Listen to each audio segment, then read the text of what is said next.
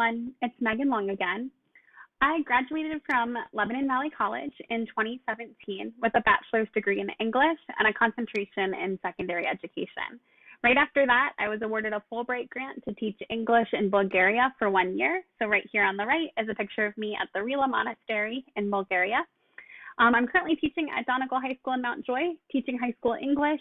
This semester, I have 9th, 10th, and 12th graders. And then some of my hobbies include yoga. I'm actually a certified yoga instructor, so I like to teach and practice yoga on the side. Theater, I like to help facilitate our performing arts club at the school, and I also love to watch theater as well.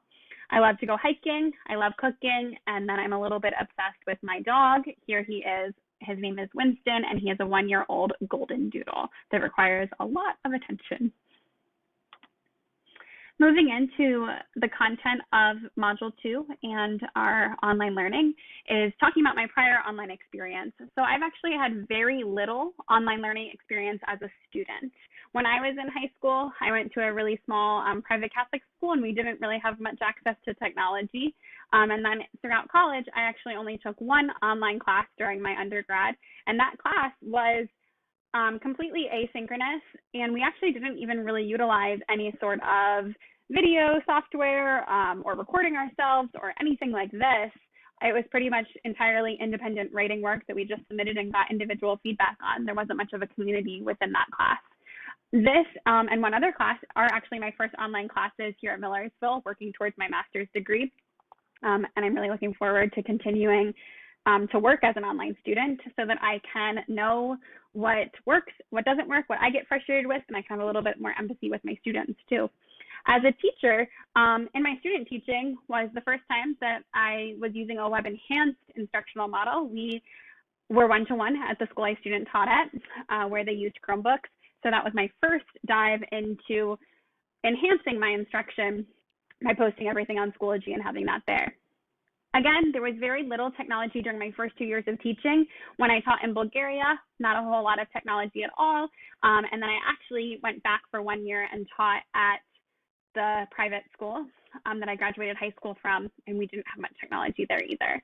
But during that time, I was doing some online ESL tutoring through a company called VIP Kid, where I taught English lessons to children in China. That was pre-made curriculum that I facilitated, and I worked one-on-one with students through a software that they had, but it was like a Zoom classroom. And then we had, of course, COVID happened, and in March of last year, we switched entirely to virtual distance learning at Donegal. So that was my first dive into taking my curriculum that I was teaching in the classroom and trying to make it work online. And of course, now at Donegal, since the beginning of this school year, we have been providing both in-person and online instruction simultaneously. So I feel like I've come a long way, especially since my student teaching, especially since I was a student, but I still have a lot to learn. Which leads me perfectly into this online teaching skills self-audit. Thinking through some of these skills, I think that I have areas within each individual skill that I really excel at and that I really need some more development with as well. Thinking about the communication skill, particularly online, I think that I have tried to do a really great job of organizing my classes through Schoology so that the students can access all materials and that they're organized well. I use weekly folders. I have digital agendas with links to every single digital resource that they would need. I've got my digital drop boxes, and I've been really trying to organize that well and use it as a way to communicate with my students, post messages to the entire class there, post reminders about deadlines, update the calendar, share the calendar with the students. I feel really fortunate that we have Chromebook monitoring software at Donegal. We use GoGuardian, and that has been a wonderful tool for me to be able to communicate with my online learners in real time while they're at home. So I can see exactly what they're doing on their screen. There's a private messaging option right in there. I can take control of their screen, close out tabs, open tabs. It's really helpful just to see exactly what they're seeing and feel like it's almost as if I'm walking around the classroom giving that individual help. Like I had stated in my Flipgrid video, I have found a lot of success in giving video feedback, particularly for longer essays that my students are working on and writing. And that's something that I think has benefited both my in-person and online learners. I think so many times we give papers back with lots of feedback and lots of comments, and the students aren't actually reading those, but sometimes it's a little bit more digestible in video format where I can share my screen with them using something like some sort of screen recording software and be giving them line by line feedback, reading their stuff out loud, and they can see exactly where some of the issues are. Another way that I've been communicating throughout my lessons in real time is incorporating different polls so that I can see that my students are participating right away. And I've been asking for a lot of reflections, what's going well, what's not working for my students. I've been utilizing a lot of private messages, entire group messages, a combination between the two, asking for video feedback, just written feedback, and it's been pretty successful. I think with the communication end, the thing that I might struggle with a little bit is setting those clear expectations of this is how you should contact me and this is when I'll get back to you, especially last year when we were teaching from home. When everyone was at home during quarantine, I had a hard time setting those boundaries. My students, I could see that they were working and accessing class materials late at night, the middle of the night. They were sending me messages, and I was just so happy to connect with them and worried about them at home that I was responding in the middle of the night, early in the morning, at any time. And I think they kind of thought that I was available anytime. And I'd like to model better expectations for that moving forward. This is when you can contact me, and this is when you can expect to get back to me. As far as the content area and subject area knowledge, I think that I know my courses pretty well, but I'm still very new at Donegal. It's only my second year there. So a lot of my courses I'm still getting and developing and getting to know what's working and what doesn't work and what I need to change and what sort of text the students respond well to. So the switching to making my classes work in an online format has been a little bit difficult because I'm still revamping things all of the time. But it's been a great learning experience too. At Donegal, we are hoping to actually create our own asynchronous virtual academy moving forward down the line instead of outsourcing our virtual academy program. So Donegal has asked a few individual teachers to create online programs. So I really hope I feel lucky to be able to utilize what I'm learning in this class and being able to create my own online curriculum.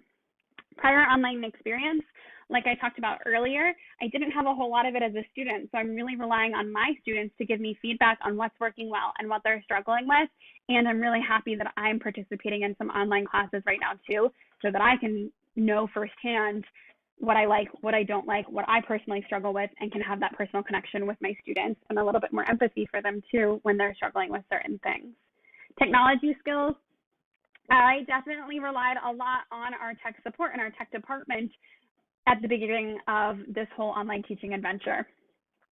It was hard to know sometimes when students were experiencing issues where I'm not uploading something correctly, or the tool's not working, or if it's just simply the internet's not working, or this particular server is down, or Schoology is down nationwide.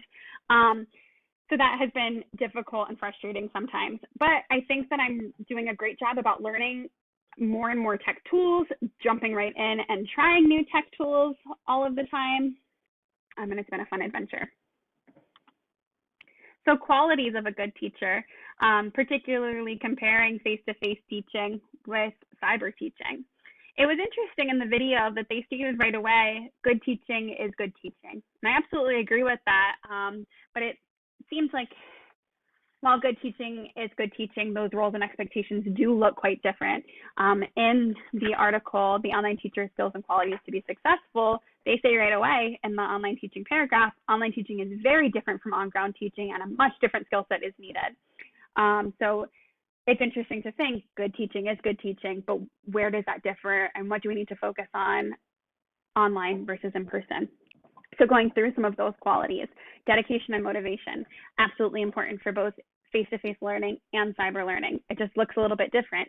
Motivating students online can be really challenging. I think that one of the things that I struggle with is The students that failed simply due to a lack of participation. It's nice that using some of that screen monitoring software like GoGuardian, I can see exactly when they're moving around their mouse. It will even say student has been idle for 45 minutes or whatever the time period is. And I can take screenshots of that and reach out to them. But it's a lot different than having an established connection with our students in the classroom. I think that there's a lot of social buy-in in the physical classroom sometimes. If I think that I do a great job of creating an environment of mutual respect, and that the students respect each other too, and they want to do a good job. So if I go over to a student in the classroom and I tap on his textbook because I notice he's not paying attention, his classmates around him will kind of be like, dude, pay attention. We don't necessarily get that same sort of interaction at home. And again, knowing when, if I have a relationship with a student that I can be a little bit more joking and sarcastic with versus when I need to be mindful of what that student is experiencing at home. I think that can be difficult. So just the diverse needs of students at home and knowing their backgrounds is something that I really want to work on. And that looks different in person versus online. Flexibility, super important online, a little bit different. And while we absolutely need that in person too, you never know how things are going to work. And when you try something new and sometimes it flops, I think that can be a wonder, whether that's happening online or face-to-face. I think that's a beautiful opportunity to model learning by failure for our students. One of the things that I am a bit overwhelmed with sometimes, but also really grateful for with online teaching is just the vast variety of online tools and methods of communicating with students. We can message them through Schoology, we can message them through Teams, we can send them an email, all of that. I think sometimes that can be hard to like set those clear expectations though, moving to that last one, right? You want to be flexible, you want to offer all of these different alternatives, but where does that leave you with students knowing exactly what to do too? I struggle with that a little bit sometimes. Organization, super important, both in person and online. Online, I actually find it a bit easier to keep track of when students are completing things. Everything's digitally submitted. There's never the fear of losing an assignment. You can check in when someone has last access to Google document, and that has been super helpful online. Passion and patience and those clear expectations and support, all important both in person and online, but they can look a lot different. Particularly community building looks really different too. Creating that passion, letting students know that you're really passionate. And it takes more time too, I think, to reach out to individual students to convey your passion. Patience is really important for our online learners, knowing their pace as well, letting some students work at their own pace and helping students that need it as well, and having patience with all of their different environments that are happening at home.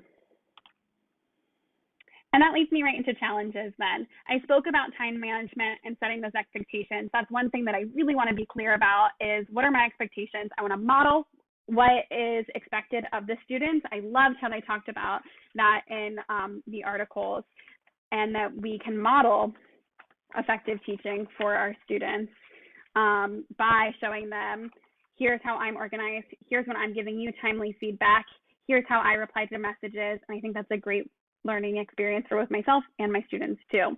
The curriculum, I do think it would be really challenging, like they talked about, to teach with a curriculum where there's little freedom. I feel really lucky to have freedom in the way that I teach my courses, but I can see how that would be really difficult if you did not. And then of course, failing due to a lack of participation, I find that particularly challenging, and I'm not always sure how to address that. And it takes a lot of time. It takes time reaching out to the parents, reaching out to the student again and again and again. So I think that's probably the thing that I struggle with the most, is just knowing that students either do really well online or they do really poorly, and that lack of social buy-in like I talked about earlier. But that is everything that we talked about throughout our readings, and I'm really looking forward to continuing to learn more and more and to implement them right away for my students. Thank you so much.